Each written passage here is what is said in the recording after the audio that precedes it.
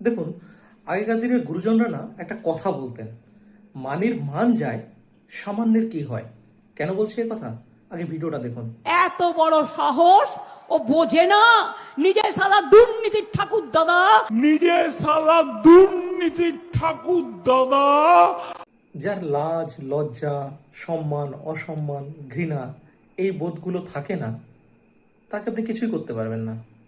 আপনি সুন্দর সাদা পরিষ্কার জামা কাপড় পরে রাস্তা দিয়ে যাচ্ছেন, আর রাস্তার মাঝখানে একটা শুয়োর তার বাচ্চাদেরকে নিয়ে ওই রাস্তার মাঝখানে জমা জলে খেলছে।